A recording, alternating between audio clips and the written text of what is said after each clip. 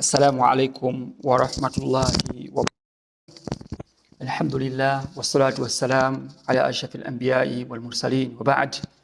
Abuluganda tugenda maaso n'okusoma n'okwejjukanya ebikwatagana n'okusiiba naddala omwezi ogwa Ramadan ogusibibwa abasiraamu buli mwaka. Baganda bange, twagala kulaba obw'etteeka obw'okusiiba omwezi ogwa Ramadan. Tulina okukimanya nti nga twakulembeza ebigambo byaffe ebyasooka mu episodes zaffe ezasooka 1 and 2 nti okusiiba emu ku mpagi ez'obusiraamu era kwateeka okusiiba omwezi ogwa Ramadan buli mwaka. Gwokka Allah gwakwagaza omwezi gwa Ramadan ogusiiba. Ensiiba endala gye ziri naye si za tteeka, naye omwezi gwa Ramadan ate gwo guli special. Allah yagugjamu n'aguteeka waggulu nnyo mu nsiiba zonna.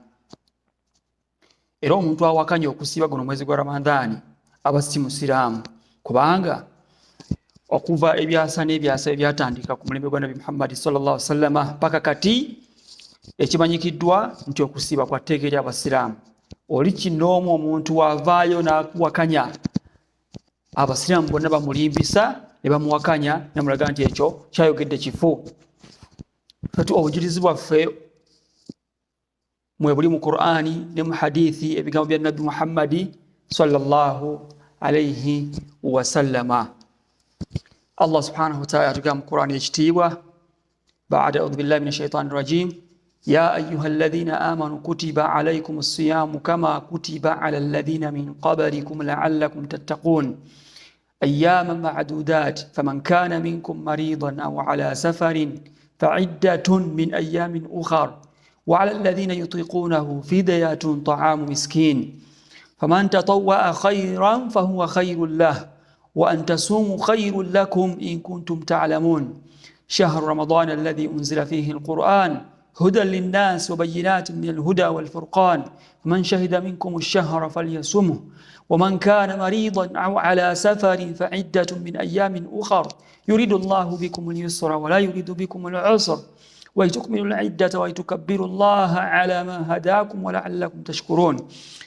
الله تقام القرآن سورة البقرة آية 10:85 abange mwabakiriza mulalikibwako okusiiba nga yekwalalikibwa ku mirembe gy'abannabbi egyasooka. Tetulowooza nti okusiiba kusoose kubanga Allah atulalika kuffe omulembe guno n'emirembe egyasooka ku bannabbi abatume abasooka gamba nga Nabi Moses, Nabi Musa, Nabi Nuhu.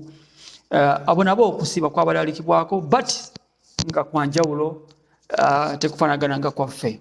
Naye okwaffe Allah Katonda ow'ekitiibwa twaliseeko okusiiba omwezi gwa Ramadan. Allah mazina atugamba nti kyatwagala mu kubeera nga atulagira okusiiba kubanga tumutya, tugonda. Nga muzaddewo wanaakulagira nti mwana wange nkugambye okole ekintu bwe kiti, mu bintu byaba alubirira okubeera nga akwagala muwona amugondera ku kyalagidde kuba mwanawo, kuba oli mwana gyali era ng'olina okugonda. Nabwe ekitaate ffe tuli baddu eri Mukama Katonda waffe yatusonda. Kalitegeeza tuba tulina okubeera nga tubeera abagonvu ku ekyo kyonna Katonda waffe kyaba atulagidde, kubanga twagala mututi kutya. Allah mazina atugamba nti nnaku mbale bubaze, tulowooza nti atwageza nnaku 9 nnaku 10. There are only 30 days or 29 days nekibanga tukimaze.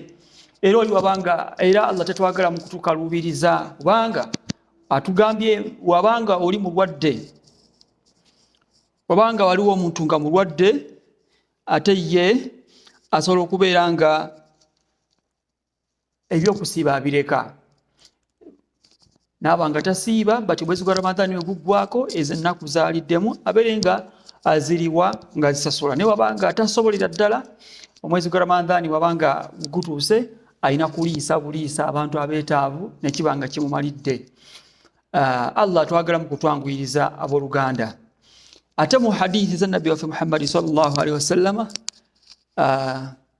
hadithi ya mtabani wa Umar ibn Umar eri mu Bukhari, Nabi Muhammad sallallahu alaihi wasallam yategeeza nti buniya al-Islam ala 5. Uislamu bwazimba ku mpaji 5. Allah Nabi Muhammad nazimenya kukkiriza Allah, okumusinza nga tetumugattako kintu kirala kyonna, tetusamira, tetugenda mu balogo, tetweraguza, tetugenda mbeeraguza, kubanga okusiiba abantu abakkiriza abatasamira abatakola shiriki wadde n'akatono beba Allah bayagala mu kubeera nga batuukiriza okusiiba.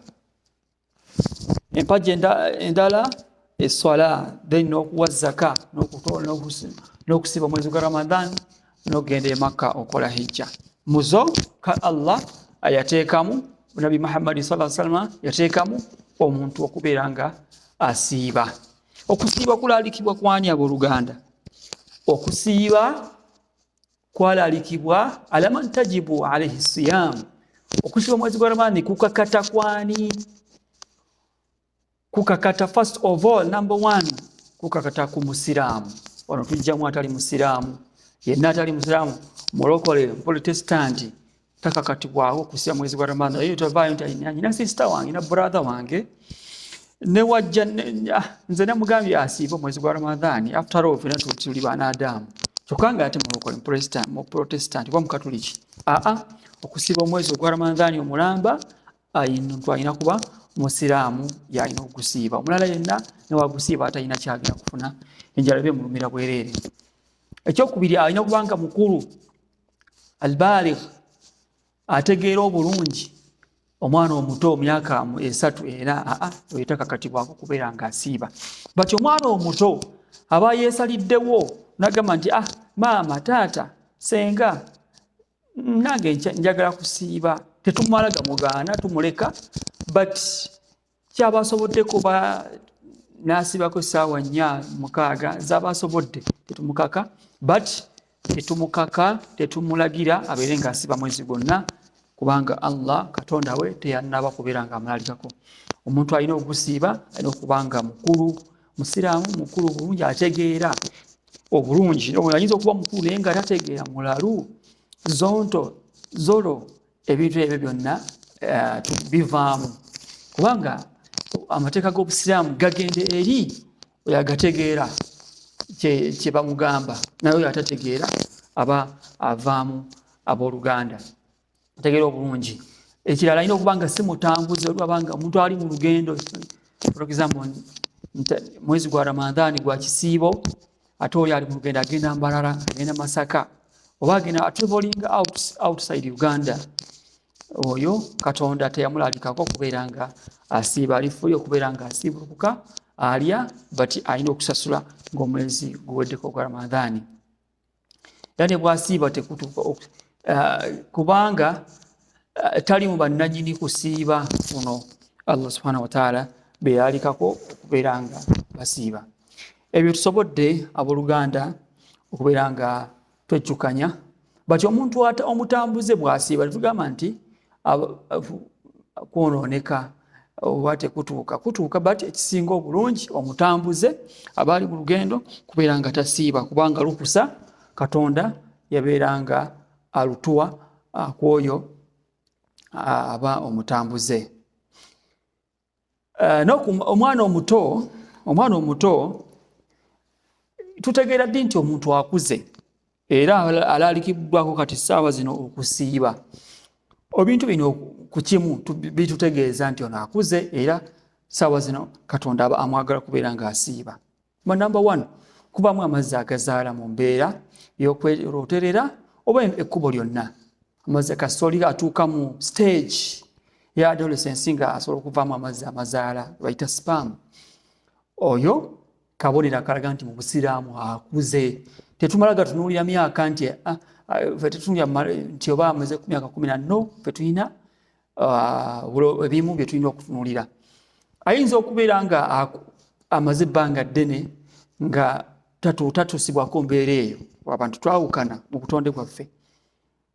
Tujja kutunuulira okumera enviiri mu bifo ebyekyama, akalombolombo akalala ketujja okutunuulira, alamu akabonero akalala, si kalombolombo, akabonero oli wabanga ameze enviiri mu bifo ebyo ebyekyama,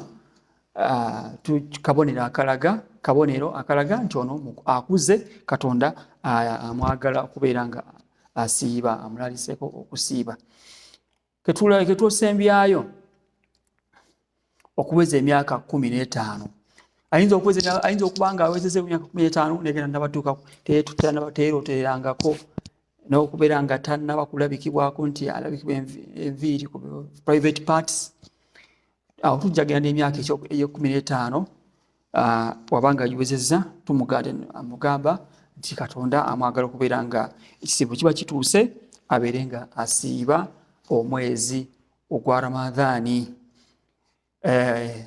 Baganda bange, oli wabanga yakasiramuka mu busiraamu mupya era naye alina okubanga asiiba mwezi gwa Ramadhaani kuba musiraamu, abeere nga asoma alabe ebyetaagisa okusiiba bikiba talina kukola. Tugenda mu maaso nga tweyigiriza okusiiba mpaka kyetunalabako ekisemberayo ddala nga tweyigiriza emisomo gyaffe egikwatagana ku kusiiba. Abooluganda, assalamu alaikum warahmatullahi wabarakatuh.